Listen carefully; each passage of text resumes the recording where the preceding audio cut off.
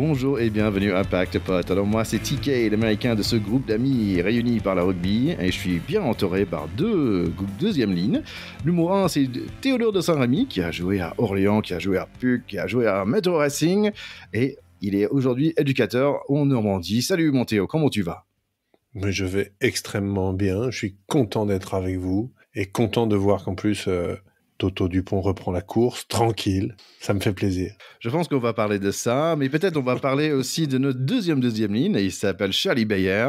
Charlie, est-ce que tu as pu retourner au terrain où là tu joues avec la ACBB ? Et non, toujours pas. J'étais dans les tribunes ce dimanche pour voir la victoire de la CBB sur Bobigny. Mais j'ai pris beaucoup de plaisir quand même à hurler des tribunes plutôt que de couiner sur le terrain. Et cette blessure alors, Charlie ? Je reprends cette semaine. Ça y est, tout va bien. Bien. Tu es notre Dupont à nous. Allez, j'ai pas de minute américaine aujourd'hui, mais j'ai quand même une minute de Jura, si ça vous va, parce que j'habite dans les montagnes de la Jura et on avait le Ultra Trail de Mont des Jura chez moi ce week-end. Et je voulais dire un grand bravo à mes deux enfants qui ont pu participer, à mon cousin Joseph aussi, qui ont fait un course chacun. Et franchement, j'étais très très fier d'eux parce que franchement, ça avait l'air super dur. Et bravo aussi à mon pote Marc qui a fait 75 km quand même dans une seule journée. Je pense 13 heures de course. Franchement, ce Ultra Trail et tout ça, c'est un sport de fou. Est-ce que vous, les garçons, vous avez déjà fait un course un peu comme ça ? Alors, faut quand même être honnête. Il y a des gabarits pour l'ultra trail et il y a des gabarits qui sont pas faits pour l'ultra trail. Hein, soyons lucides. Moi, j'ai fait une fois un semi-marathon et j'ai fait une fois le Paris-Versailles. Bon. Et à l'arrivée du semi-marathon, qui est donc, comme son nom l'indique, la moitié d'un marathon, j'ai fait une promesse. Je ne ferai jamais de marathon. C'est très clair. Ce n'est pas fait pour nous. Ouais. Il y a beaucoup de potes avec lesquels j'ai joué au rugby qui se sont mis à courir après. Moi, la course, ça a jamais été mon truc, j'avoue. J'ai jamais tenté. Ça m'agace un peu. Une fois, j'étais en Corse et me sentant sportif, j'ai suivi mon pote qui est natif de là-bas, qui voulait m'accompagner sur un circuit du GR, là, je sais pas quoi, une sorte de trail comme ça. J'ai fait les derniers mètres qui m'amenaient au refuge en rampant sur la neige. Mes genoux n'ont pas tenu. Autant vous dire que j'ai pas recommencé l'expérience. Je crois que je rejoins Théo sur le fait qu'il y a des gens faits pour, il y en a qui le sont pas. Et je suis dans la deuxième catégorie. Voilà, bon, moi j'ai beaucoup de respect pour les gens qui font des courses comme ça, mais il faut dire quand même dans ce sport-là, le Ultra Trail et tout ça, franchement le troisième mi-temps, ça manque un petit peu. Hein. Après ils ont fait 75 km dans la journée, ils boivent une seule bière et après c'est tout de suite au dodo. C'est ça qu'on a qu'ils auront pas. Et si vous aimez ce type de sport, je vous invite, nos chers écouteurs, d'aller écouter Course Épique. C'est un podcast sur la course à pied et c'est Guillaume Laluc qui le gère et est venu chez nous une fois pour Noël. Donc, je vous invite d'aller l'écouter. Allez, petit mot de Greg de Baltimore qui a dit merci d'avoir mentionné son nom. Sa maman qui vit en France était très heureuse. Donc, je suis très content pour Greg et sa maman. On embrasse la maman de Greg. Juste avant d'attaquer le rugby quand même, Thierry. La Riders Cup ce week-end, je sais que le golf, c'est pas spécialement notre truc au pack de potes, mais les Ricains se sont quand même pris une petite fessée par les Européens. Donc, comme c'est pas sympa pour toi, on passe tout de suite au rugby, mais on salue l'équipe européenne qui ira du coup défier, je crois que la prochaine est aux États-Unis, en tant que tenant du titre. Et ce sera, comme toujours, une belle compète. Bravo aux Européens pour cette fois-là. Il y a des Français sur cette équipe ? T'as d'autres questions, Thierry ? Ça tire à balles réelles. Allez, on va tout de suite à cette Coupe du Monde. On a plein de rugby aujourd'hui. On y va. Pack de potes, terrain 10. Allez, premier match de la semaine, c'est Uruguay et Namibie. Namibie qui montre un peu de signe de vie après des grosses fessées contre la France et Nouvelle-Zélande.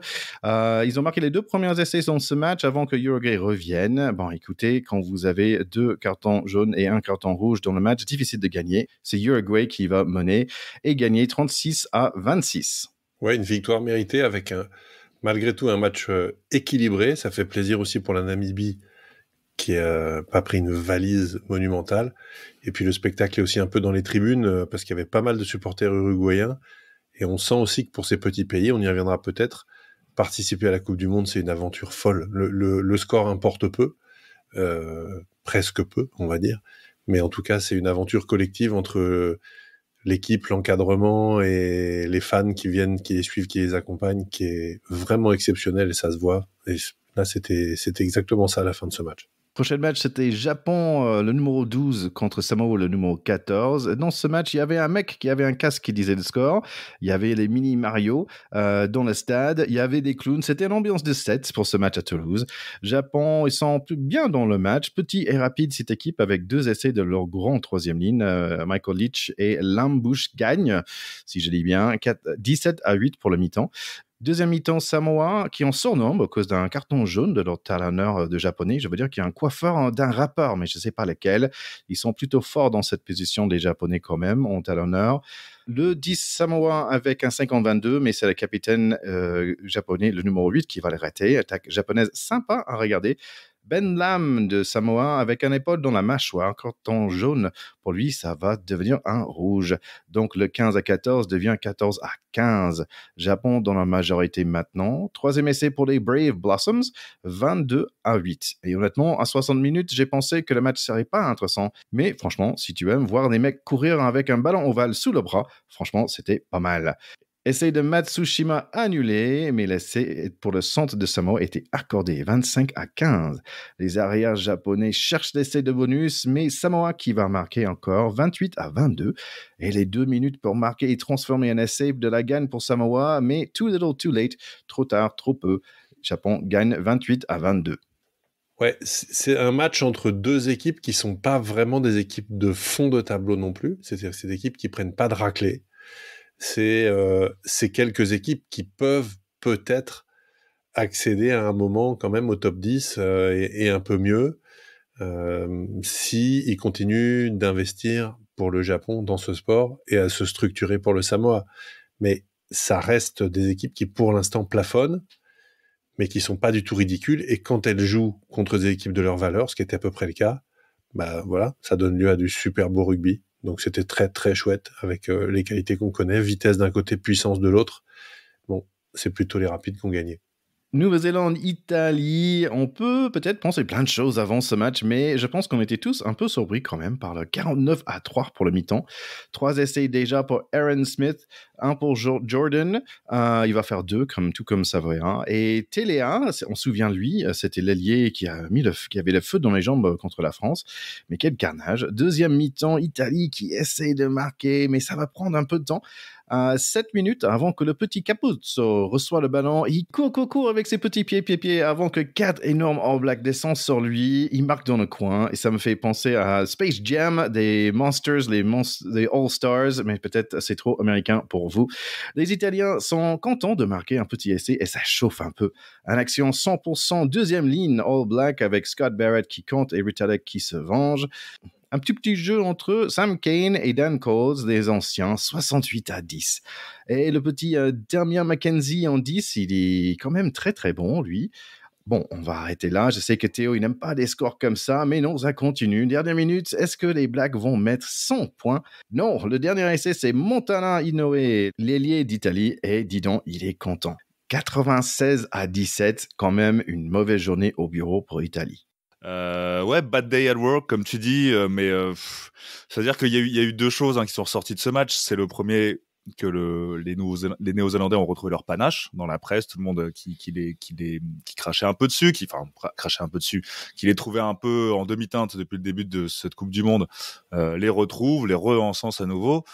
Et tu parlais tout à l'heure, Théo, du top 10 un peu chez certaines nations.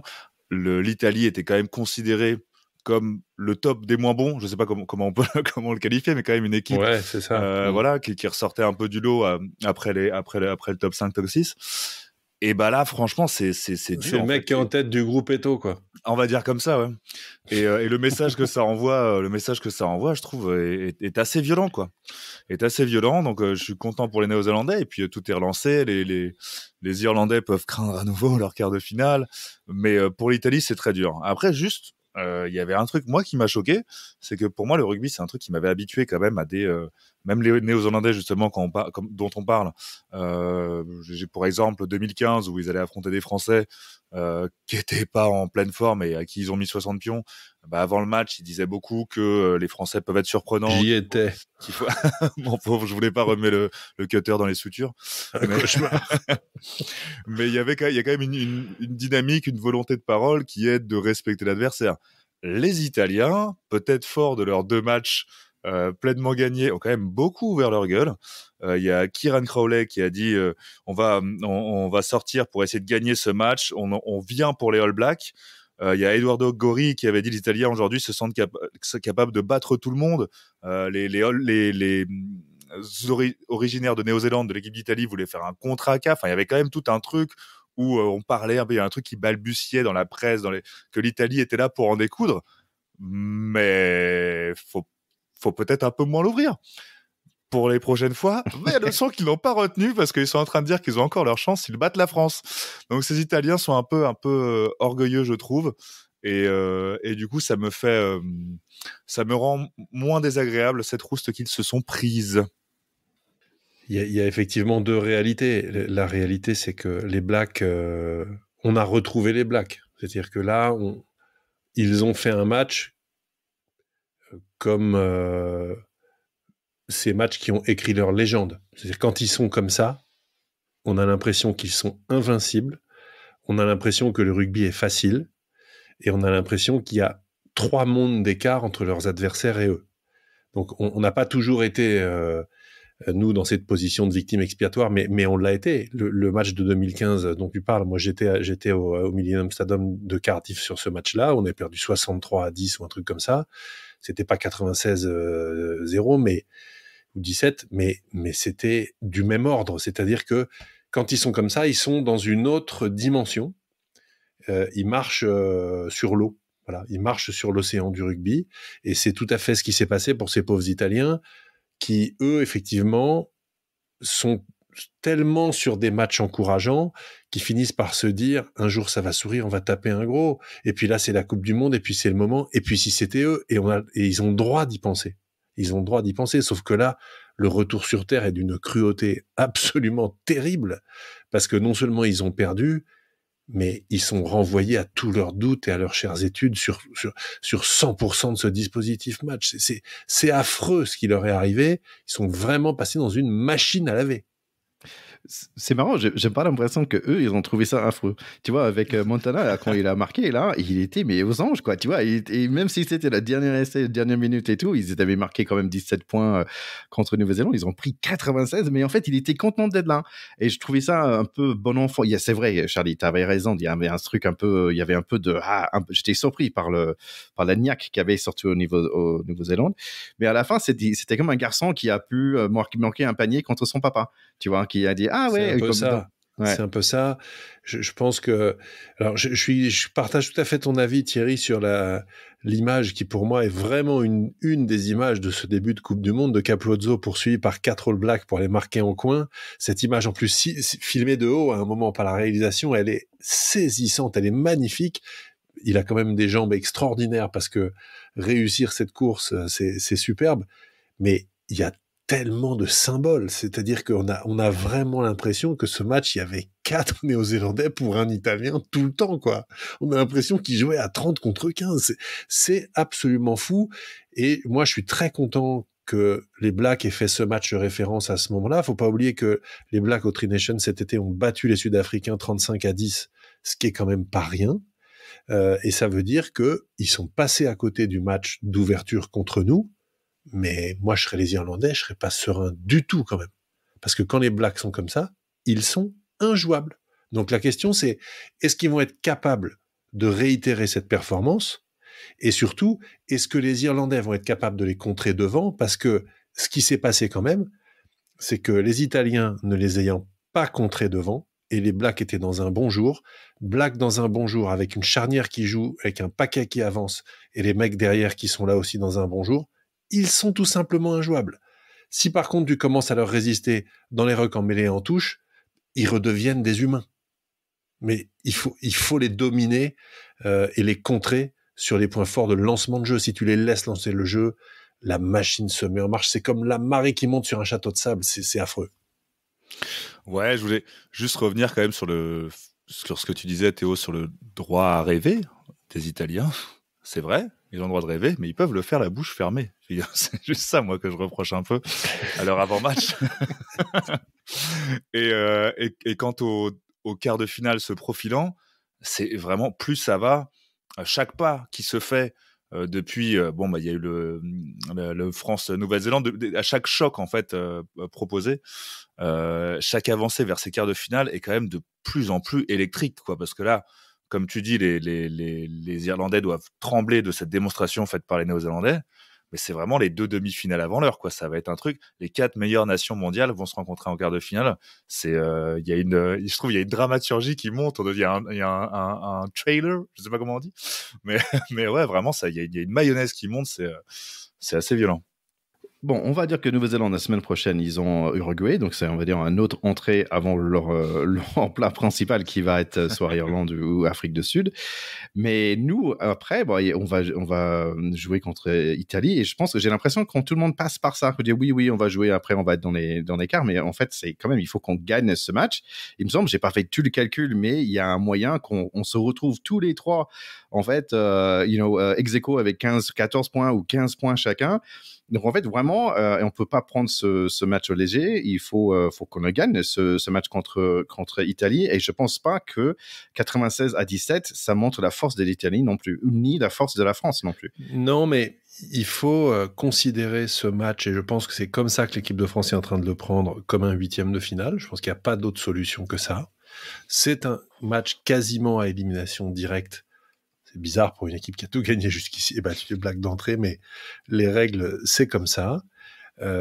Et c'est vrai que cette énorme raclée qu'ont prise les Italiens, à la fois doit nous donner confiance, mais à la fois va aussi tellement leur donner l'envie de montrer qu'ils sont plus que ça, que c'est le pire danger. C'est-à-dire que le scénario, pour nous, est épouvantable, parce que ils viennent de se prendre quasiment 100 points. Donc, naturellement, à l'intérieur de la tête des Français, qu'est-ce qui va se passer ? Ils vont forcément les prendre un peu à la légère, même si on va leur seriner toute la semaine de pas le faire. Tous se disent, on va pas perdre contre les Rital qu'on en pris 100 contre les Blacks qu'on vient de taper. C'est pas possible.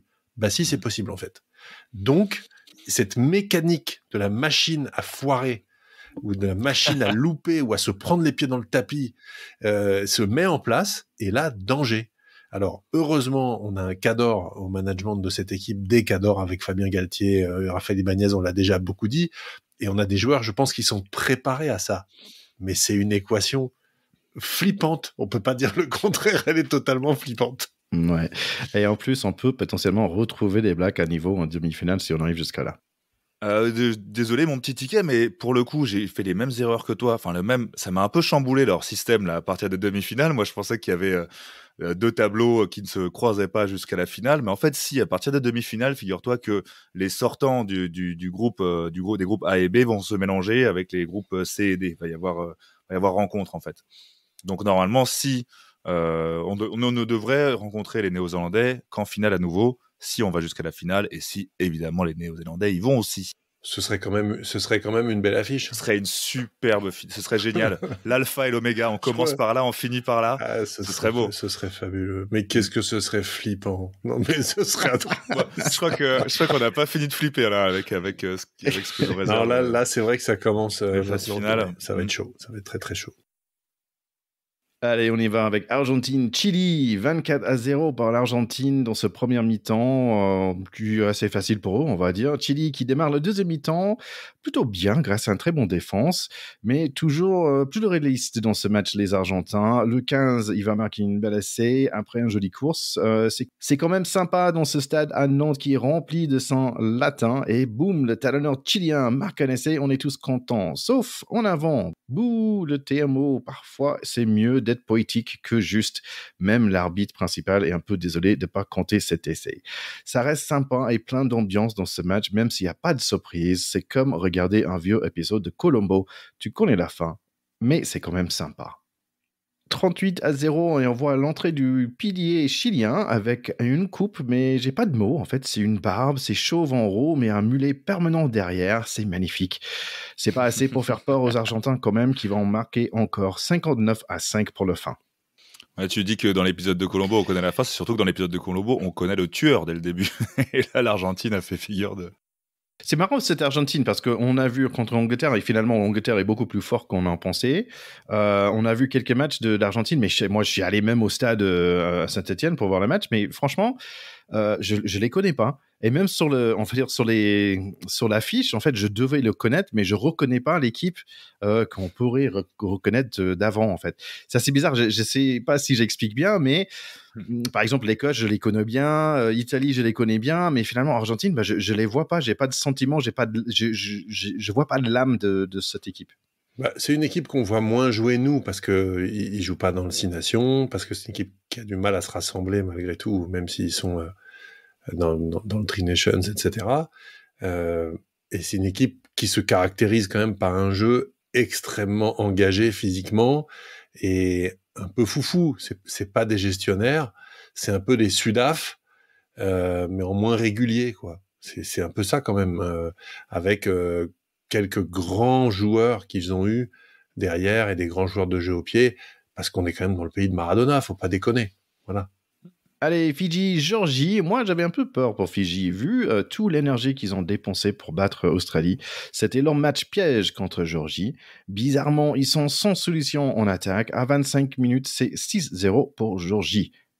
Les Fidjiens tapent sur la porte des 5 mètres des Géorgiens, mais les Géorgiens restent sereines. Ils vont même ajouter 3 points de plus, 9-0.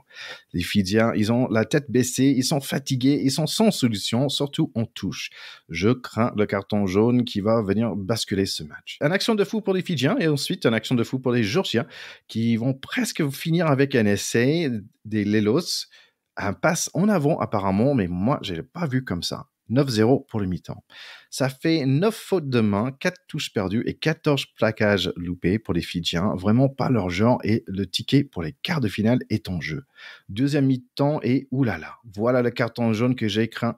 C'est contre Radradra pour un en-avant volontaire. Après, Fidji font un en-avant sur leurs 5 mètres et puis un plaquage haut. Ils sont en train de donner le match aux Géorgiens. Finalement, c'est notre centre chouchou, Wasea, is there to save the day avec un joli essai, 7-9 toujours pour Géorgie. Et 4 pénalités géorgiens plus tard, Fidji passe devant, 10-9. Mais ils ne sont pas à l'abri et il reste 25 minutes.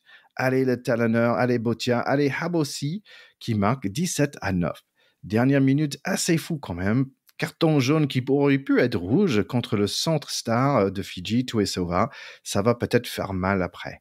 Géorgie va prendre les 3 points, donc 17-12. Dernière minute pour Géorgie contre 14 Fidjiens. Ils remontent tout le terrain. Ils sont dans le compte de Fidji. Coup de pied à suivre et Fidji échappe de justesse. Le score final est de 17-12. Le moins qu'on puisse dire, c'est que les Fidji ont vraiment eu chaud au mich. Ils sont complètement passés à côté de leur match, en particulier de leur début de match. On sait que c'est une équipe avec des talents individuels extraordinaires et qui a montré contre l'Australie, contre les Gallois, en perdant des riens et en battant les Australiens, qu'elle avait complètement passé un cap dans sa capacité à battre les grosses équipes.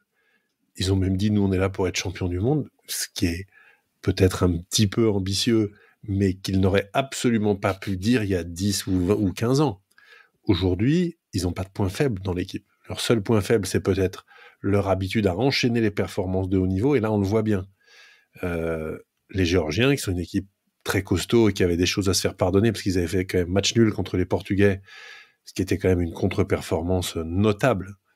Ils se sont dit, on a peut-être fait match nul contre les Portugais, mais on va essayer de taper les Fidjiens. Ils sont pas passés loin. Dieu sait qu'on est content que les Fidji aient gagné ce match, parce que maintenant, ils ont plus que les Portugais à battre pour être en quart de finale. Ils ont leur destin en main. Je pense qu'ils vont les battre, même si on adore le comportement de cette équipe portugaise dans ce mondial. Mais on voit la faiblesse de cette équipe fidjienne. Quand elle est pas dedans, c'est un peu n'importe quoi. Et ils sont quand même pas passés loin de la correctionnelle. Mais ils ont gagné. Donc c'est le principal pour eux. Ouais, j'y ai cru aussi en première mi-temps pour nos amis géorgiens. C'est dur parce que le cœur balance. Je suis du genre à soutenir outsiders, les underdogs. J'avais très envie que les Géorgiens aillent chercher leur victoire, mais ça m'aurait quand même embêté que les Fidji voient leur quart de finale leur passer sous le nez. Donc j'étais un peu... Tu peux pas dire ça, Charlie. On a évidemment envie que les Fidjiens aillent Oui, en quart. non, mais c'est ça, complètement. Mais pris entre deux. Bah, j'avais envie aussi d'une victoire pour les Géorgiens. Ils me plaisent aussi. Mais oui, non, au final, je suis très content que ces Fidji assurent leur place. Et comme tu dis, la semaine prochaine, ce sera contre nos amis portugais qui aussi ont montré de belles choses, le Portugal. Une chose, c'est sûr, c'est ce pool C, il est trop sympa à regarder. Génial, tous les matchs sont vraiment superbes. Allez, on va passer à l'Écosse contre Roumanie. Bon, on aime bien l'Écosse, mais ce match était largement moins drôle que Argentine-Chili, par exemple. 42 à la mi-temps. T'as l'impression, en fait, que la foule n'est pas très engagée, que c'est pas très rugby, ce match. Roumanie, ils sont juste trop petits, trop longs. Les essais d'Écossais, en fait, il était un peu individuel aussi. Je pense que parfois, il manquait des passes et j'aurais pu faire 100 points facile s'ils avaient passé un peu plus. Bon, Darcy Graham qui a repris le coiffeur de Stuart Hogg et aussi ses essais.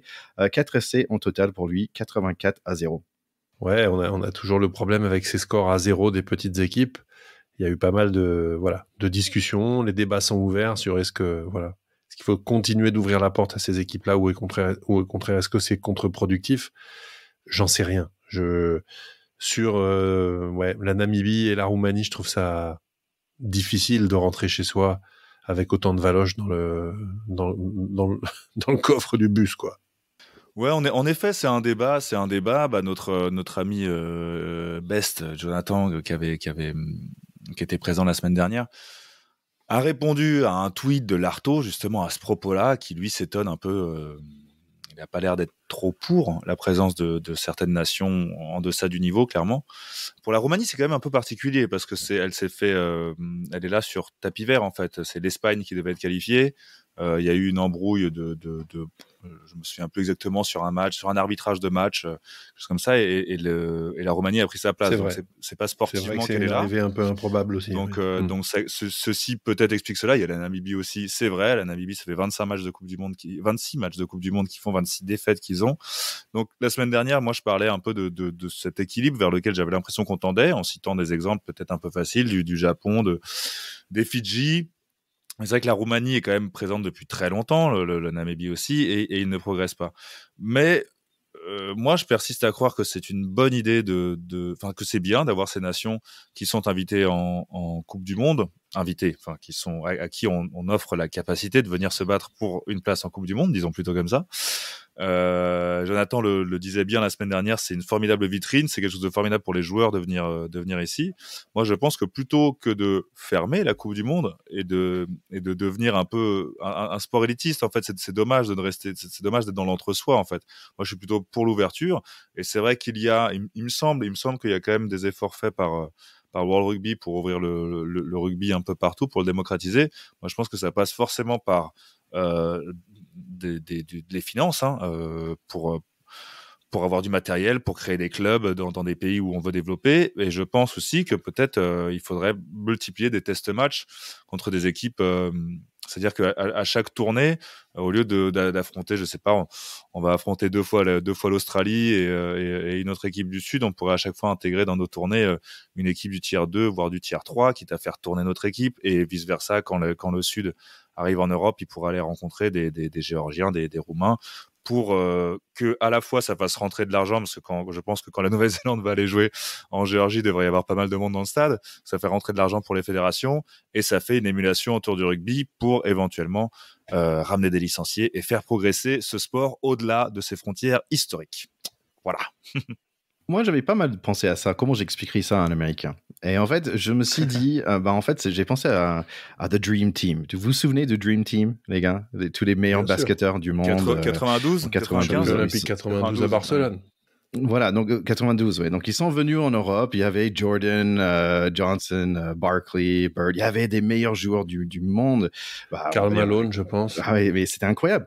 Et d'un coup, qu'est-ce qui se passait? À ce moment-là, en fait, ils ont mis des cartons sur tout le monde. Et en basket, ils ont gagné par 50 points. Par exemple, 50 points par match en basket, c'est juste incroyable, quoi. Donc c'était 120 à 60 ou 120 à 70, ou quelque chose comme ça. Mais qu'est-ce qui passait par la suite? il y a tellement de monde qui ont vu ce Dream Team et ça donnait tellement à rêver pour des jeunes que en fait, la NBA par la suite est juste explosé. Et maintenant, le NBA, c'est vraiment on va dire, c'est un sport global parce que en fait, oui, quand tu fais, par exemple, même pendant le parti de All-Star, il y a une équipe, on va dire, monde des jeunes joueurs, on va dire, qui vont jouer contre USA, en fait. Et chaque équipe aujourd'hui, chaque nation a des très bons joueurs, la France aussi, même si c'est pas leur moment en ce moment. Mais par exemple, donc je regardais The Dream Team, ils ont battu qui? Ils ont battu Germany, ils ont battu l'Allemagne en 92 par 60 points, je pense. Et qui ont battu cette année? Qui est champion du monde? Ouais. C'était l'Allemagne. En fait, ils ont éliminé dans la demi-finale les États-Unis. Donc, oui, mais les États-Unis là n'envoient pas leur meilleure équipe. Quand même, c'est pas peut-être il y a pas LeBron James, mais c'est pas rien non plus. C'est pas rien non plus, c'est vrai. Ouais. Donc je pense que je suis d'accord avec toi, Charlie. Il faut, mais peut-être on discutera un peu plus en détail parce que je suis d'accord. En NBA, par exemple, dans les NBA aujourd'hui, dans les playoffs, ils ont une espèce de play-in game. Ça veut dire que les équipes qui sont, on va dire, du 7e au 10e place, bah, il faut qu'ils se jouent entre eux pour avoir les dernières places dans la playoff. Et moi, je verrais bien ce type de choses. Mais je suis d'accord avec toi, Charlie, qu'en fait, il faut que les plus petites équipes, s'ils jouent juste entre eux dans le Six Nations Beast, par exemple, bah, Georgie et tout ça, ils vont jamais remonter. Et on en arrive là où je voulais venir aussi, c'est que pour moi, ça rouvre le débat aussi des montées et des descentes dans les tournois. Ça fait débat parce qu'il y a le côté ancestral et tout, mais vraiment tout ce qui est traditionnel et amené à ne pas bouger, c'est quand même un peu triste. Et je pense que ce serait vraiment nécessaire pour voir émerger des nations nouvelles, on va dire, des nations autres que les traditionnelles du rugby, de faire ces systèmes de montée et de descente. On a bien vu qu'en intégrant l'Argentine au Tri Four Nations maintenant, l'Argentine a fait de forts progrès. On attend toujours l'Italie chez les 6 nations, donc autant essayer, enfin autant faire tourner. Si l'Italie en 20 ans n'a pas réussi, c'est pas grave, il n'y a pas de blâme, il n'y a pas de, c'est pas grave, mais elle peut redescendre, laisser la place à quelqu'un d'autre. Si en tournoi B, elle se débrouille très bien, elle revient l'année prochaine. Et en fait, il y a des montées, il y a des descentes, il y a des matchs. Et je pense que ce serait vachement mieux pour l'intégration de nouvelles nations. Et pourquoi on reste 6 Nations? Pourquoi pas devenir de 8 Nations avec, on invite Georgie et Portugal à venir vers nous. Moi, je suis pour. Allez, on parle de Portugal. Oh non. Ah non, ça fait plein de podcasts, c'est bien pour nous. Oui, mais il ne faut pas oublier que le rugby, c'est quand même un sport. C'est un sport dans lequel on ne peut pas jouer non plus tous les 3 jours. Il ne faut pas oublier que l'équilibre du rugby, il est quand même relativement précaire. Il est basé sur des clubs qui sont pour beaucoup des clubs en déficit ou en tout cas soumis à l'investissement, à la perfusion de mécènes, lesquels mécènes sont quand même bien gentils, même s'il y a des conventions de partenariat maintenant, de lâcher leurs internationaux la moitié de l'année pour qu'ils aillent finalement être en équipe de France. Ils en récupèrent des retombées très positives par ailleurs, mais on peut pas multiplier de la même manière que ils veulent à un moment nous faire un championnat des mondiales des clubs de rugby, etc. Ce sont des aberrations du point de vue du rythme des joueurs et aussi du point de vue écologique. Aller envoyer toutes les 5 minutes les mecs à l'autre bout de la planète pour jouer des matchs de pseudo-championnats qui n'ont aucun ancrage territorial, je dis non. Voilà. Ah carrément, pourquoi pas faire jouer les Sudaf en Coupe d'Europe, quoi. Ce serait vraiment... Non, mais ça m'en parle pas, ça. Ça me gave. Faut qu'on passe. Allez, Australie, Portugal, les garçons. Les premiers points, c'est pour Australie et le public est plutôt pour Portugal. Normal, car ils offrent un joli rugby, une touche sur un côté de terrain, des jolies passes et pour finir dans les mains de l'ailier sur l'autre côté du terrain. Un percé par Martins, un numéro 7, mêlé à 5 et énorme essai pour le 13, Batancourt. Passe sautée magnifique, 7-3 pour Portugal. Eddie Jones chauffe son CV. Le 13 Batancourt est tellement chaud qu'il va recevoir un petit carton jaune pour ce plaquage un peu haut. Et ça paye vite. Valentini pour Richie Arnold, 10-7. Et qui devient rapidement 17-7 grâce à les gros Wallabies. 24-7 maintenant grâce à Angus Bell. Dommage. Les Portugais réussissent à se regrouper avant la fin de mi-temps avec un très bel essai par le numéro 7 Martins. Beau retour défensif par contre du arrière des Wallabies quand même. Donc essai refusé. Deuxième mi-temps démarre avec un essai des numéros 7 des Wallabies, 29-7. Mais difficile à croire que le plaquage haut sans ballon sur le 9 portugais n'était pas sifflé. Allez les petits rouges, et oui, le Mol finit dans l'embut. Et plus carton jaune pour l'Australie. Et c'est quoi cette voix? C'est le TMO. Peut-être elle va revenir sur le plaquage haut contre le numéro 7. Non, elle dit en avant. Mais c'est pas si facile à voir selon moi, absence de preuves convaincantes, mais l'essai n'est pas bon. Un autre carton jaune pour Australie pour un coup d'offensive. On est 15 contre 13 pour Portugal, mais il y a au moins 3 essais à marquer. Un homme mêlé pour les Lomos, essaye finalement 29-14. C'est pas beau ça. Corambete dit non, alors essaye pour lui. Portugal dans le chaudron, mais les Wallabies emportent 36-25. Eddie Jones René, il est à nouveau content. Il a dit les chances sont réouvertes. Ouais, c'était un match dans le sens qu'on s'attendait. Les Portugais, pour moi, c'est comme ma petite friandise de ces phases de poule. Un peu comme le Japon en 2015 ou les Fidji ou l'Uruguay nous avait fait plaisir en 2019 aussi. Tiens, pour moi, c'est le Portugal à cette édition de Coupe du Monde là. Ils me font vraiment plaisir. Ils jouent leur va-tout à chaque fois. Il y a beaucoup d'énergie, beaucoup d'envie. Il y a en particulier une phase de jeu à plusieurs passes là où ils ont très vite ouvert vers l'extérieur.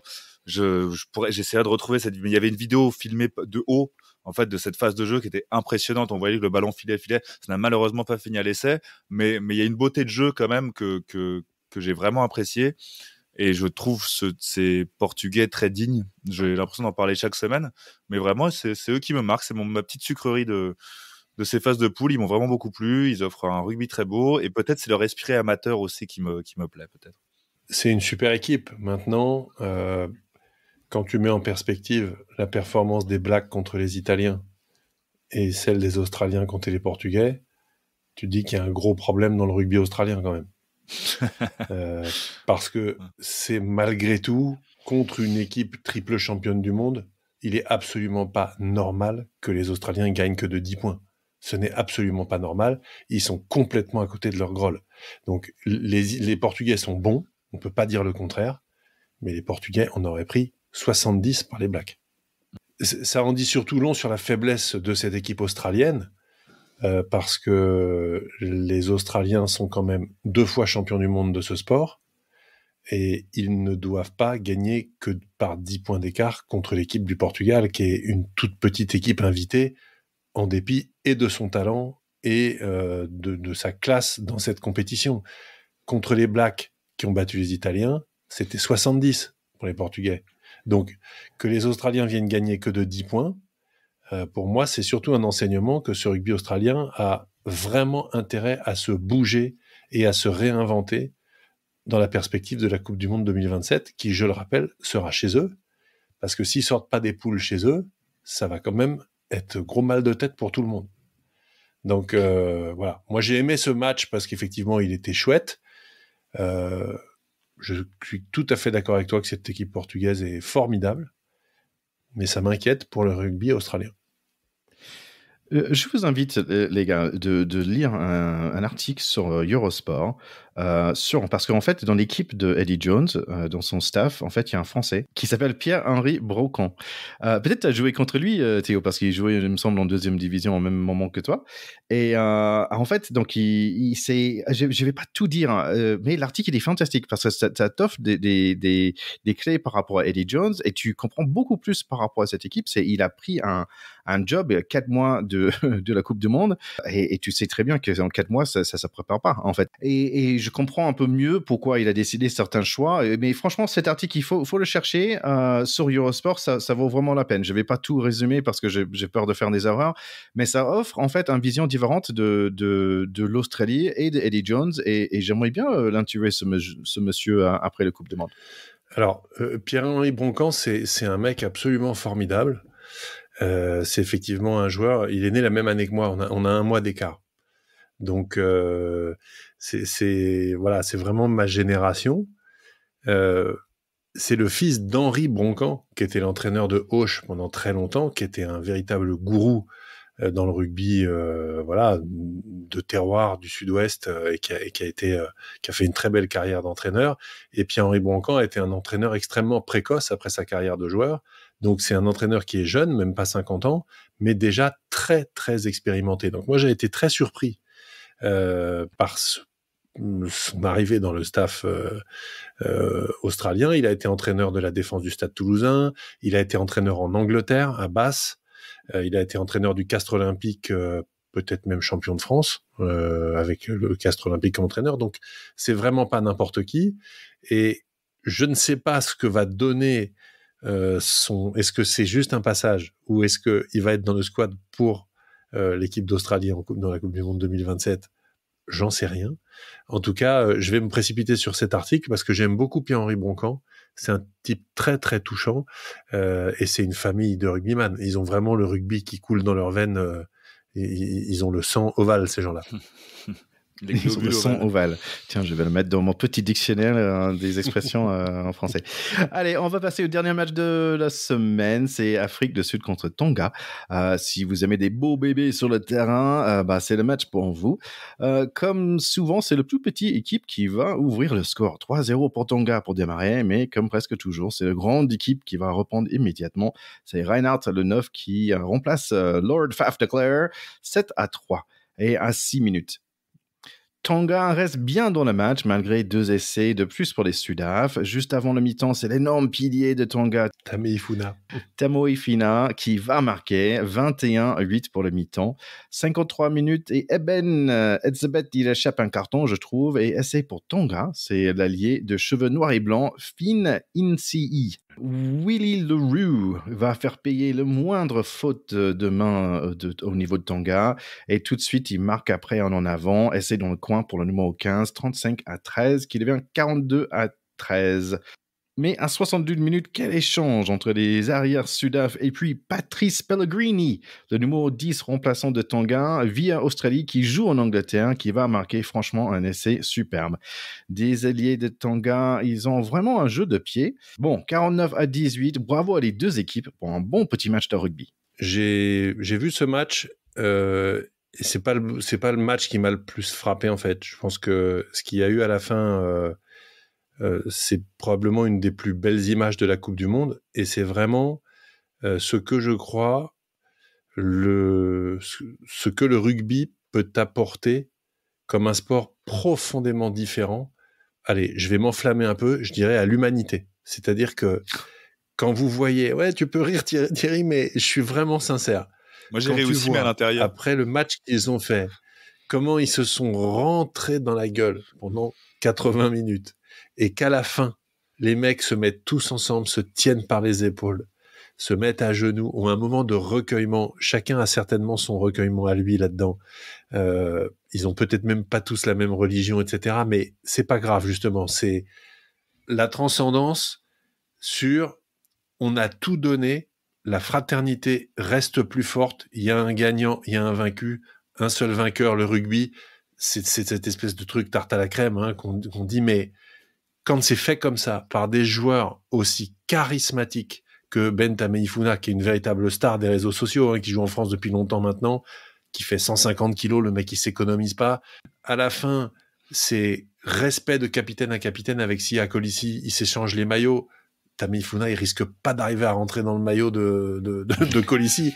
Il va le mettre dans un cadre et il va l'emmener chez lui au Tonga après sa carrière et il dira, moi j'ai eu le capitaine des champions du monde, avec qui on s'est échangé le maillot d'homme à homme après un match, et on a eu ce moment de recueillement. Il faut voir ces images. C'est filmé après par la caméra qui est au-dessus du stade. C'est extrêmement frappant, et sur le sport de haut niveau, sur le sport international, sur d'autres sports, le foot, l'athlé, plein de sports comme ça, la profondeur du respect que ces adversaires se portent, et qu'ils arrivent tout de suite à passer à autre chose que la défaite ou la victoire, et à communier ensemble sur ce qu'il y a de plus grand, c'est-à-dire la camaraderie dans ce sport, c'est quelque chose d'extrêmement frappant, et vraiment je les remercie pour ça. Oui, pour revenir sur ce moment de communion aussi, moi j'aime l'idée de communion, j'avais beaucoup aimé, j'ai des souvenirs de 2019 aussi où il y avait il me semble les Néo-Zélandais et je ne sais plus quelle équipe, mais après un match, où les Japonais avaient fait ça peut-être aussi, mais après un match des adversaires étaient allés ensemble saluer le public. en côte à côte, quoi, ensemble saluer le public. J'avais trouvé ça très beau. J'aime toutes ces images de communion. Après, je t'avoue que moi, j'ai quand même un truc qui revient à chaque fois, à chaque Coupe du Monde de rugby ou à chaque qui m'agace un peu venant des réseaux sociaux, hein, souvent que je lis ou de certains de mes amis qui ne connaissent le rugby qu'à travers les matchs internationaux comme ça qui arrivent. Cette comparaison à chaque fois avec le foot, avec le machin, je pense qu'on peut se gargariser d'avoir un beau sport qu'on aime avec des belles valeurs sans forcément se comparer à chaque fois avec le reste, parce que je l'ai beaucoup lu là en fait sur cette image qui circulait, il y avait des gens qui disaient ouais c'est pas ça qu'on verra au foot. Honnêtement, je pense vraiment que si au Qatar il y avait des mecs qui avaient fait une petite prière musulmane à la fin d'un match ensemble, on n'aurait pas eu le même traitement médiatique. Donc en effet, s'il y a à retenir cette image de communion vue de haut, moi je la trouve très très jolie, mais je trouve ça dommage qu'à chaque fois il faille se comparer à d'autres et sortir un peu de ce qui pourrait nous suffire, à savoir qu'on fait un très beau sport où se foutre sur la gueule ne nous suffit pas à nous détester. Tous les sports co de la planète devraient être profondément inspirés par ce moment-là, de deux adversaires capables de prendre un moment, de s'arrêter et de dire « il y a plus grand que nous, c'est la fraternité ».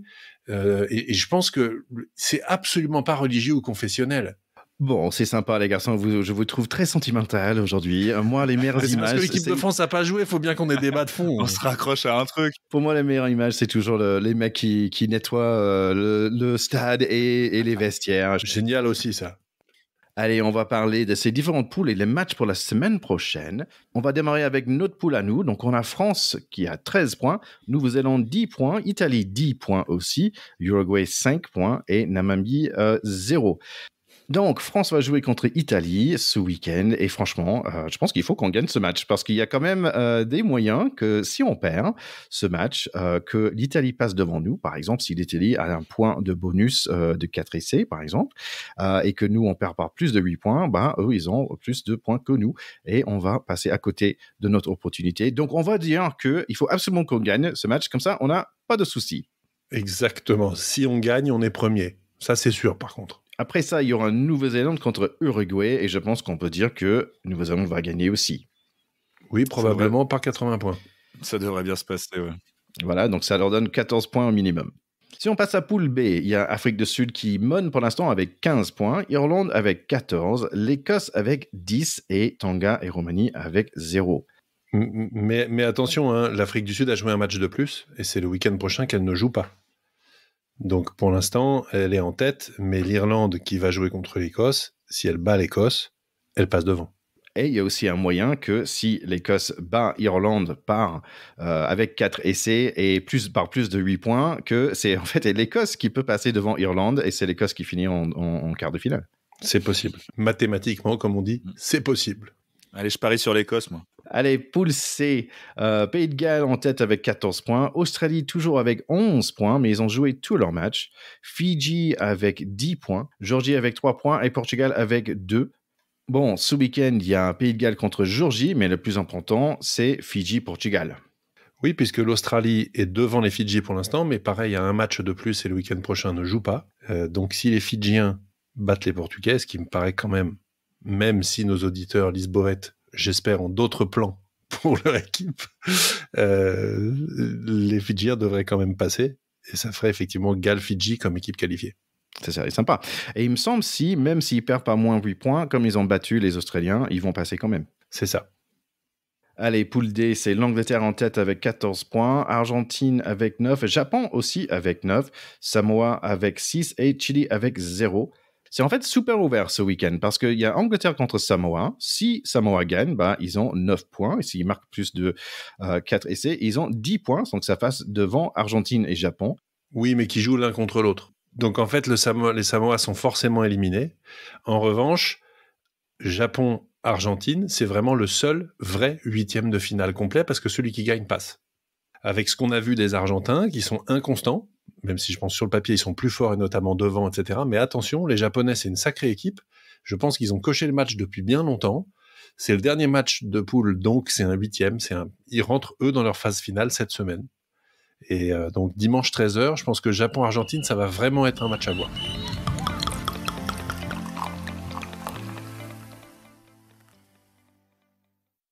Après un week-end avoir regardé tous ces matchs dont on vient de parler, vous pourrez nous retrouver pour le débrief et pour nos impressions de ces matchs et aussi pour une petite surprise pour tous ceux qui nous suivent depuis le début de la Coupe du Monde où vous parle d'un jeu assez marrant, la plombée. Et ben, on vous réserve une petite surprise avec eux. Stay tuned. Quel teasing, Charlie, c'est absolument incroyable, ce suspense carrément insoutenable. Moi, je voudrais faire un petit coucou à une fidèle auditrice qui nous a fait un petit signal et qui se rappelle de notre Coupe du Monde de la meilleure barbe en 2019 et qui m'a dit, mais les gars, pourquoi vous faites pas le concours du meilleur mulet ?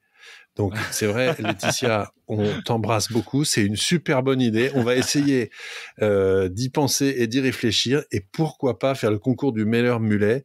Et dès hier, quand même, quand j'ai regardé Tonga, Afrique du Sud, le mulet du pilier qui est rasé partout et qui a un mulet blond à l'arrière, il est quand même vraiment exceptionnel. Je me demande si c'est pas gagné d'avance pour lui si on fait le concours. Mais on sait pas. Il y a du Chili aussi.